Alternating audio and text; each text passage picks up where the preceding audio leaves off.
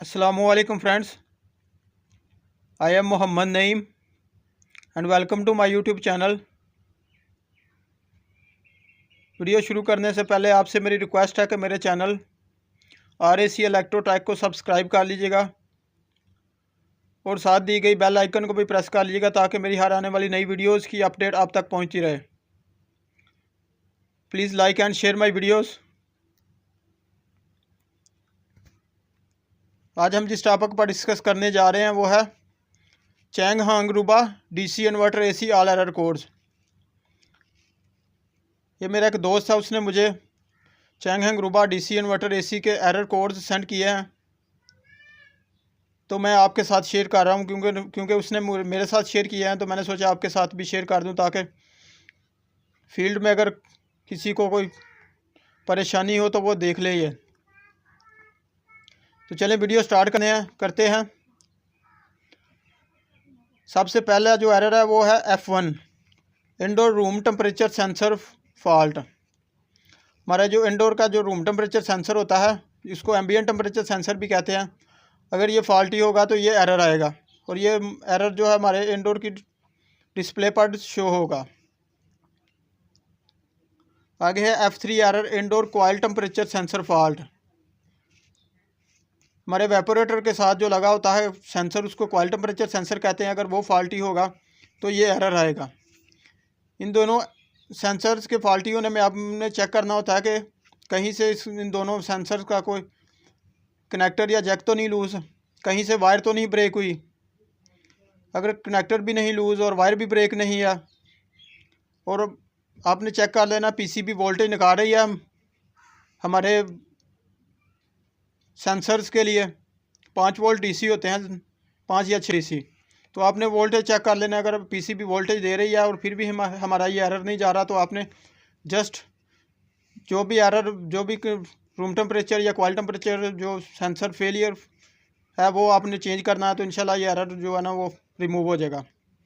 आगे है F4 error indoor fan motor faulty. हमारे Chang Hong रूबा DC inverter AC की जो इंडोर की ब्लोअर मोटर होती है, DC फैन मोटर, वो अगर फॉल्टी होगी तो ये एरर आएगा। तो इसमें आपने चेक कर लेना इसका कनेक्टर तो नहीं कहीं लूज़ या कहीं से वायर तो नहीं कोई ब्रेक हुई। और तीसरा आपने चेक कर लेना PCB की जो आउटपुट वोल्टेज होते हैं वो आपने चेक कर लेना है कि हमारी मोटर के लिए जो PCB आउटपुट वोल्टेज निकाल रही है वो 3 वोल्टेज होते हैं। एक वोल्ट होते हैं 310 वोल्ट DC, दूसरे होते हैं 15 वोल्ट DC और तीसरे होते हैं 0 to 6 वोल्ट DC। वो आपने चेक कर लेना है तीनों वोल्ट। आगे का जो एरर है वो है F6 error communication fault between indoor to outdoor. हमारे इंडोर में एक इलेक्ट्रॉनिक सर्किट लगा होता है और आउटडोर में भी एक इलेक्ट्रॉनिक सर्किट होता है। इन दोनों सर्किट का आपस में राब्ता होता है। अगर हमारे इंडोर का जो इलेक्ट्रॉनिक सर्किट है कम्युनिकेशन का, उसमें कोई इलेक्ट्रॉनिक पार्ट फेल हो जाएगा तो भी ये एरर आएगा। अगर आउटडोर की PCB में कोई इलेक्ट्रॉनिक्स पार्ट जो है वो फेल हो जाएगा तो भी ये एरर आएगा। इसके बरक्स अगर हमारी कोई वायर लूज़ है तो भी ये एरर आएगा। इंडोर जो वायरिंग हम करते हैं उसमें अगर कोई वायर लूज़ है तो भी ये एरर आएगा। और इसके बरक्स अगर हमने जो इंडोर पर कलर के हिसाब से वायरिंग की है उसके बरक्स आउटडोर पर कलर कोड हम नहीं कलर कोड के हिसाब से नहीं लगाते तो भी ये एरर आएगा।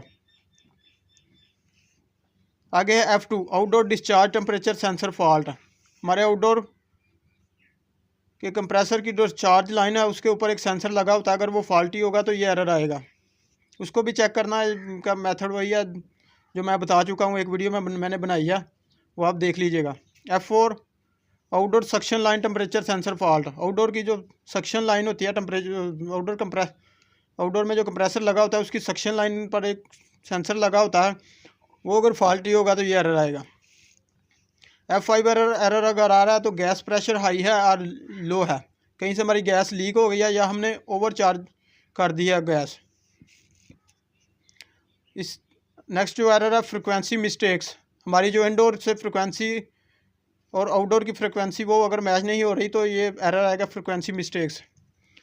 तो ये कुछ एरर थे चैंग हांग रूबा के। आई होप आपको वीडियो अच्छी लगी होगी। अगर आपको वीडियो अच्छी लगी है तो लाइक तो बनता है भाई, और वीडियो को शेयर ज़रूर कीजिएगा और कमेंट कीजिएगा, इससे मुझे फ़ीडबैक मिलती रहती है। Thanks for watching, take care, bye bye, अल्लाह हाफिज़।